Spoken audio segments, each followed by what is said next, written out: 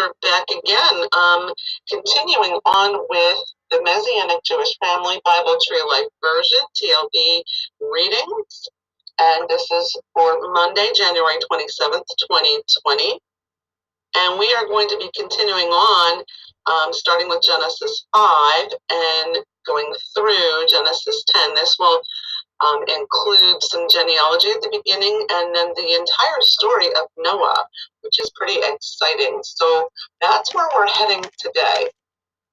And just to recap a little bit on last week, we actually talked about creation, the creation. We read about that, and we read about Adam and Eve. We read about Cain and Abel. And just to go back, when God created mankind, he gave mankind free will. So we know that what Adam and Eve decided to do was their choice. And of course, if they choose to obey, or disobey, there's always consequences, good or bad. And because they chose to follow what the serpent tempted Eve to do, this is where we are today, and some of the issues that we have today all go back to the fall of man, back to that beginning time. And as we know, Yeshua, Jesus, is the last Adam who came to correct all those things. And as we progress through the Bible, we will reflect on some of those things. So again, we're going to be doing Genesis 5 through 10. And before we do that, I'd like to open this with prayer, as always, inviting the Holy Spirit into this teaching. Father God, thank you for the ability to record this online, to be able to study your word and share it with others. And I ask that your Holy Spirit come, direct, guide, and lead us through this entire lesson today, from Genesis 5 through 10. And that you give us insight and knowledge into your precious, wonderful word. In the mighty name of Yeshua, Jesus, amen and amen. Okay, we're going to start with chapter 5 today. And this is the book of genealogies. And we are actually going to take the genealogy from Adam through Seth in this book. Well, actually, in this book of genealogies, I should say, in this chapter. This is the book of the genealogies of Adam. When God created Adam in the likeness of God, he made him male and female, he created them. And he blessed them and called their name Adam when he created them. So Adam lived 130 years. Then he fathered a son in his likeness after his image and named him Seth. Now, this is after, of course, the Cain and Abel situation, and Abel was already gone because Cain killed him, and then he fathered Seth. And actually, the seed could not come through Cain because he was cursed and sent out, as we read earlier in chapter 4. Then the days of Adam, after he fathered Seth, were 800 years, and he fathered other sons and daughters. So all Adam's days that he lived were 930 years, and then he died. Seth lived 105 years, then fathered Enosh. Seth lived 807 years after he fathered Enosh, and he fathered sons and daughters. So all Seth's days were 912 years, and then he died. Enosh lived 90 years, then fathered Kenan, and that is Kenan. Enosh lived 815 years after he fathered Kenan, and he fathered sons and daughters. So all of Enosh's days were 905 years, and then he died. Kenan lived 70 years, then fathered Mahalalel, and that's Mahallalel. Kenan lived 840 years after he fathered Mahalalel. He fathered sons and daughters, so all Kenan's days were 910 years, and then he died. Mahalalel lived 65 years, then fathered Jared.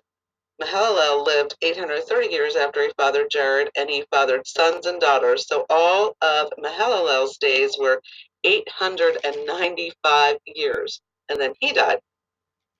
Jared lived 162 years, then fathered Enoch. And this is the Enoch that we know that got translated, and we're going to talk about that just briefly in just a little bit. So Jared lived 162 years, then fathered Enoch. Jared lived 800 years after he fathered Enoch, and he fathered sons and daughters.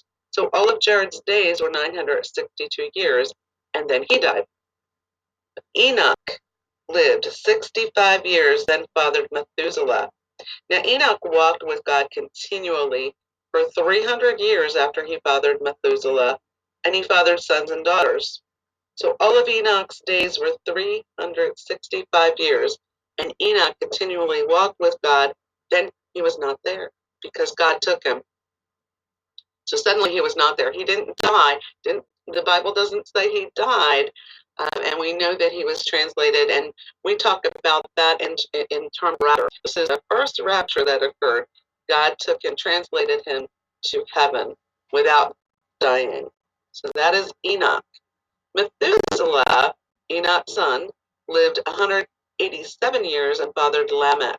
And Methuselah lived 782 years after he fathered Lamech, and he fathered other sons and daughters. So all of Methuselah's days were 969 years, and then he died. Lamech lived 182 years, and he fathered a son, and he named him Noah, saying, "This one will comfort us from our work and from the pain of our hands because of the ground which Adonai cursed." Lamech lived 595 years after he fathered Noah, and he fathered sons and daughters. So all of Lamech's days were 777 years, and then he died. And Noah was 500 years old when he fathered Shem, Ham, and Japheth. That is chapter 5. That is the book of genealogies. And notice how long these people lived. I mean, you're talking like hundreds of years. And a lot of them are like 70, 90 years old before they ever had children. That is very amazing. Um, so as we look in comparison as to our lifespan today and childbirth years today, how they have changed drastically. So we're going to continue. As I mentioned when I began this, we are also going to let you know when there is a Torah teaching. And now the second Torah teaching does occur within this reading this week, and it's called Parashat Noah. And Parashat Noah is actually Genesis 6, verses 9 through Genesis 11, verses 32. So up until this point, this was Genesis Bereshit. So, and now we're going to get into Parashat Noah, and that is actually as I mentioned, a Torah portion reading. The other thing with these chapters that we're in is chapter 6 has two sections. One is called, and it's entitled "Evil Inclination of All Humanity," and then instructions for the ark. And chapter 7 is deliverance through the flood, and that continues into chapter 8.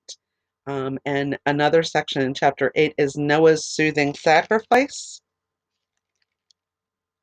And a heading in chapter 9 is covenant with Noah's descendants and dispersion of Noah's family. And then chapter 10 is genealogy again. So that is how this is laid out in the Messianic Jewish Family Bible, the Tree of Life version. And like I said, they also have subtitles where the weekly Torah portions are to fit in. So that's a little bit about that. So I'm going to continue with chapter 6, Evil Inclination of All Humanity. Now when humankind began to multiply on the face of the ground, and daughters were born to them, then the sons of God saw that the daughters of men were good, and they took for themselves wives, any they chose. Then Adonai said, "My spirit will not remain with humankind forever, since they are flesh. So their days will be 120 years." So this is where God kind of capped off that lifespan to be 120 years. And now the sons of God we know are the fallen ones, the fallen angels actually. The Nephilim, which is also known as the fallen ones, were on the earth in those days. And also afterwards, whenever the sons of God came to the daughters of men and gave birth to them, those were the mighty men of old, men of renown. And these are what we know as the giants. They created a race of monsters, of giants. Then Adonai saw that the wickedness of humankind was great on the earth, and that every inclination of the thought of their heart was only evil all the time. Now, when we speak about the coming of Jesus, Yeshua again, he had said, "As in the days of Noah, so shall be the coming of the Son of Man." So Adonai regretted that he made humankind on the earth, and his heart was deeply pained. So Adonai said, "I will wipe out humankind, whom I have created from the face of the ground, from humankind to livestock, crawling things, and the flying creatures of the sky, because I regret that I made them." But Noah found favor in Adonai's eyes. These are the genealogies of Noah. Noah was a righteous man. He was blameless among his generation. Noah continually walked with God. Noah fathered 3 sons, Shem, Ham, and Japheth. Now the earth was ruined before God, and the earth was filled with violence. God saw the earth, and behold, it was ruined, because all flesh had corrupted their way upon the earth. So, instructions for the ark. Then God said to Noah, "The end of all flesh is coming before me, for the earth is filled with violence because of them, because I'm about to bring ruin upon them along with the land. Make for yourself an ark of gopher wood. You shall make the ark with compartments with smeared pitch on it, both inside and out. Now, this is how you shall make it." Now, God was giving him the dimensions and everything specifically. Remember how he did that with, with Noah.